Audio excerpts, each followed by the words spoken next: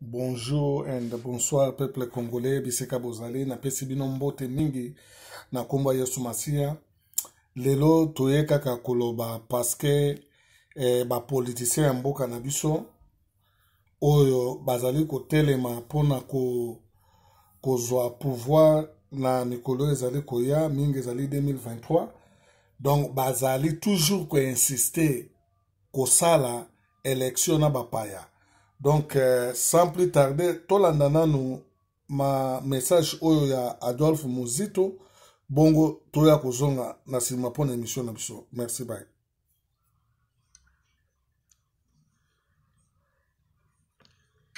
Monsieur Adolphe Muzito, d'abord merci beaucoup Martin Fayoulou pour cette intervention qui n'était pas du tout programmée.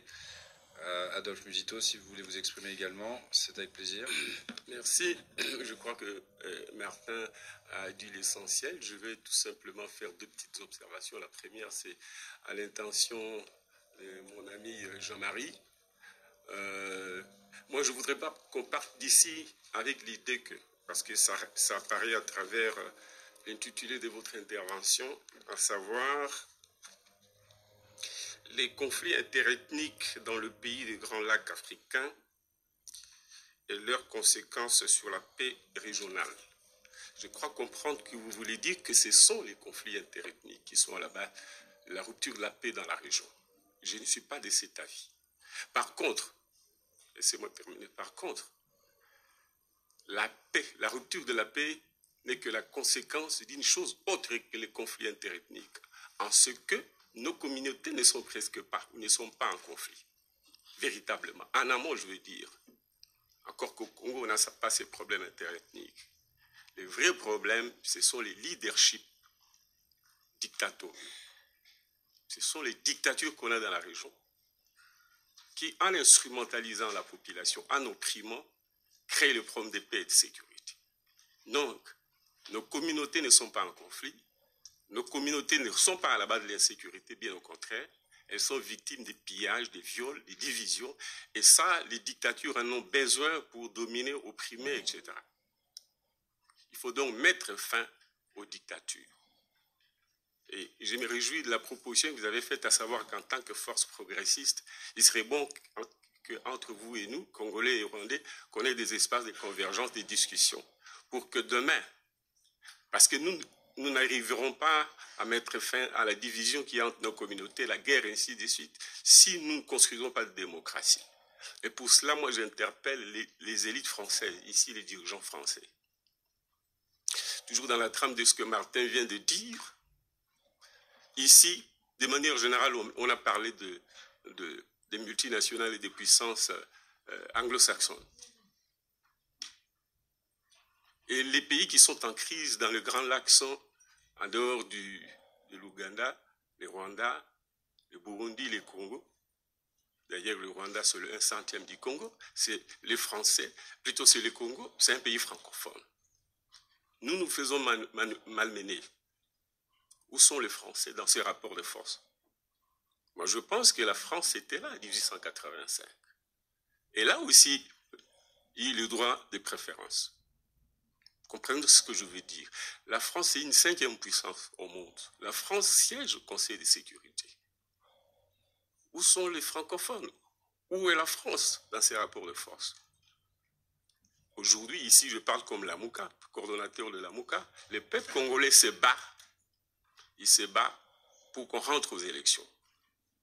Nous ne sommes pas si exigeants pour la date, même si c'est nécessaire pour réhabiliter le peuple.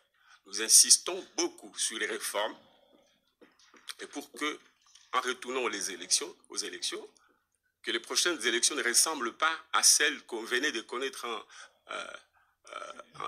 le 30 décembre 2018. Pour que grâce aux réformes, qu'on revienne à la vérité des unes, à la souveraineté du peuple. Sans souveraineté du peuple, c'est-à-dire sans résultat électoral reflétant la volonté du peuple et donc consacrant la démocratie, il n'y aura pas fin de la guerre à l'Est et de l'insécurité. Il n'y a que des dirigeants qui savent, qui sont là par le peuple et qui doivent rendre compte au peuple. Il n'y a que eux qui peuvent construire la démocratie, développer le pays. Évidemment, la communauté internationale, de manière générale, va intervenir en amont plutôt en aval, à travers, comment on appelle, Cour internationale, etc., ONG, mais vous ne pourriez pas vous substituer au peuple. Il faut aider le peuple à s'autodéterminer, l'accompagner. Et la France a une expérience. C'est grâce vraiment au fait que vous avez pu tuer votre roi. C'est en cela d'ailleurs que vous êtes... quand je dis tuer le roi, c'est les soulèvements populaires. C'est l'autodétermination. Tant qu'il n'y aura pas d'autodétermination en Afrique, alors nous proposons les réformes et nous voulons que la France soit à nos côtés pour nous accompagner pour cet objectif. Accompagnez pas la Mouka, mais le peuple congolais dans les processus de son autodétermination. Vous en avez l'expérience et vous êtes... Je parlerai de la francophonie comme étant une tribu. Oui. Faisons un peu de tribalisme. Nous sommes francophones. Les autres sont anglophones.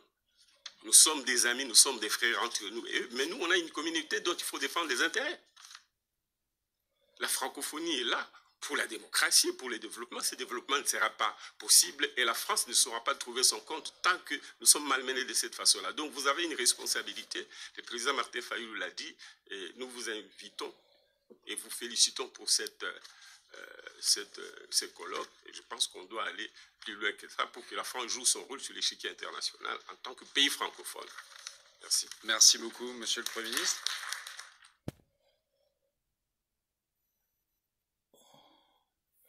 Merci beaucoup, Nabanzi. Touti kolanda intervention oyo ezalaki ya Monsieur Mozitu, Premier ministre, ancien Premier ministre ya mboka. Bon, problème ezali oyo. Bandeko tobosanaka makambu ebele.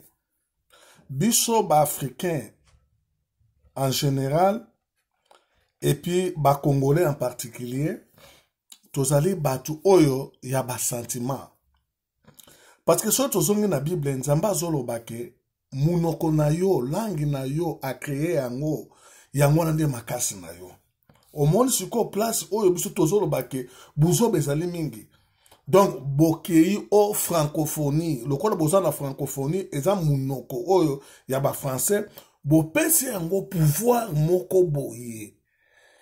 Donc bango nde siko il faut bazwaka soin ya ba makamo ya ba mboka. Donc elingolo ba mboka na bino ezali mboka te. Mboka na bino ezali mboka te. To mona ki awa kala ke Ukraine azana problème na ba Russie. To mona ki te ke ba Russie ba ke yoko luka soki banani yango ba ya kokota makambo yango. Ndeko na ngai problème ezali wana. Donc eloko ezali wana ke Monsieur Mozitu, il fallait ayebisa bango parce que akei kuna te po ba congolais baza mayele te, ba congolais bazali incapable ya kozwa soin to solution ya mboka na bango. Monsieur Mozitu ayebi yango ke ba mindele bango nde batu oyo ba créa oyo ya zoloba na ke système dictatorial ezali pona ko contrôler bino pe pona ko bénéficier oyo ezali na ba richesse na bino naturel. Donc ba pesa basala yango ndenge wana soki ba utiliser oyo ba zui ba senga pona ko zwa ba moni ke koki ba bomi oyo to ba kangi oyo ba bimisi mutu mususu kaka ndenge wana. Donc ba zo corrompre bino ko tcha bino. Donc ezali ba jeune na bango oyo basalaka. Donc il fallait que Monsieur Mozitu offre expliquer bango comme bino bozo lenga siko ke biso to ba na ko bisaka bino makambu. Il faut to ba na ko bisaka bino. Olobi bien que problème oyo ezali na Uganda, Burundi, na Rwanda, ezali problème ethnique te parce que tozamboka moko te. Ezali ba pays wana bazali ba torpilleur, bazali ba miyibi, bazali ba terroriste oyo bakatisi na ngambu ya mboka ya batu baye ko boma pe ko yiba. Ndeko na ngai dans un vrai monde Monsieur Mozitu oza mayele mingi. Donc ezali babiloko bino fubo tcha yango ya écrit to funda makambo yango malgré ce que je sais ça il faut to funda yango oko koloba yango ndengo wana te parce que bango batu bazozo babiloko wana eza babiloko makila bazozo ba coltan ba cobalt banani balingi ko somba yango te baya na mbongo bo basombi pa na bino balingi ke ba créer des ordres pour bango na butu bazombo oyebi yango be bokendaka na batiko bit Mobutu alobela ba mindele na oni na ba vidéo ya nango ezali hein. Mobutu alobaka vérité ya makambo. Tous les dirigeants africains na babanga. Haibisaka bango 4 vérités mokile kufata mositu. Donc, Kabila aloba yango, parce que bino bozo kanga makaka, ote na ba élection, il faut kende, ba vérité des urnes, cette fois-ci, peuple, et que simbate, parce que Kabila zali criminel, ayebi ke, soka bimi na mboka wana, bako kangaye, bako bomaye, soki patikali wana akokufa, soki pe alongi ba Congolais, ya komi roi ya Congo, avant de libela, plein ya Kabila zali ke, avant de wana libela, ya matunga kingakati na sala babiloko na ye, muzitu, oyo plan bino bozo kende na yango, oyo kolobake, toko kende na ba élection ezali kolalisa batu pongia ba bébé ekesimbate élection ya ngode bino batu ya palu bopanza palu na ve na okizenga kufa bata IDPS bango ba Fayulu na ba nani Tshisekedi basali nini Fayulu na ba Tshisekedi basali nini eloko moko te Tshisekedi azu pa ye muta baganya pembe bango ba simbaka minduki te banini lelo azali wapi. Voilà maintenant, tant que nous bozo baba biloko wana, bozo kene kota ba mindele tant que kene kuna lobi kina lingena peso pouvoir, akopé sur les mêmes conditions, oyo Félix le razana yango, azuko ako s'en sortir te. Donc système dictatorial wana ezali ke ba blanc batu ba posa yango, donc ba blanc batu ba posa yango okolongola yango te. Donc imposition eloko wana ezali kopesa bango makasi po bango sikoyo batombola économie ya mboka na bango. Elingolo bani ba richesse naturelle oya biso ezali na mboka, bango bazozo yango na se ya dicto parce que bakoya pas présent ba biso que donc biso tozo so ba biloko boy. Mais yo soko boy biloko bo sala bo biso to kokanga o siko na se pays pour na biloko wana présent ko à libérer. Omoni, mais sikoyo bino boyebi ke pays ezali occupé. Boyebi yango mais c'est mouzito. Pays ezali occupé. Na ba Rwandais. Sikoyo bino bozali ko luka bosala élection na ba nani ba occupant. Mais tout ça ko kende wapi? Omoni ke bino bozali na ko accompagner ba occupant. Donc, occupation, oyo, ezana mboka, bino boza ko supporter, hein? Donc, cette fois-ci, maintenant, donc, élection à la transparence, nana yebi suyo, Kabila koufi. Kabila chose la mutarobo maye, tozana besoin ya batu, oyo bazali na mouvement. Jean-Pierre Ben bazala ki na mouvement. Comme ba yebi ke Congolais zali faible na mbongo, donc, ba bengi ye ayena ba militaire na ye ba sali fusion na bango ba étouffer ba misusu ba pesi poste de vice-président lelo o Jean-Pierre Bemba zali wapi beta ki 10 ans na ce pays mon dictateur akangi na ce pays pour asili sa marché na ye ba projet na ba bloka pesi donc eloko ezali wana Kabila akobanga ya kotumba akobanga ba mifuma o nyoso ke bima na sima mais azali kobanga bino te parce que yebi ke bino na bango bozali muzitu palu ezali wapi tango yo ozali kokoka ko maîtriser palu te palu lelo panzana oya batabandunu nde sikoka ka peuple congolais nde bino bokoka bango nde place problème ezali omoni donc bino so bokota ozalaki premier ministre osali nini na mboka yango ya Congo wana yo ozalaki premier ministre ozalaki mokonzi munene osala nini opesa peuple na yo nini projet nini yo sala oyo lakisi na batu kete tanga na komi tala ndenge changement salamaki osala eloko moko te siko oyo ke ya lobi nde bino bokosala ata ye Fayulu akosala eloko moko te ezali ba théâtre via mutu ezalaka na brillante via mutu basalaka na ngo jete bino bokomi kosala siko je na via ba Congolais alors eloko wana biso tokopesa bino chance te tokotele maka toujours pour na ko dénoncer bino peuple congolais ba Fayulu na muzitu bazali batute bazali ba opposante donc maloba na bango tout bazoloba wana ezali lokuta ezali pona ko faire endormir peuple congolais yango au monde siko ke groupe bato oyo nyonso basangani ezali kaka juste critique to protéger pouvoir ya Kabila na marque mususu au monde maloba na bango.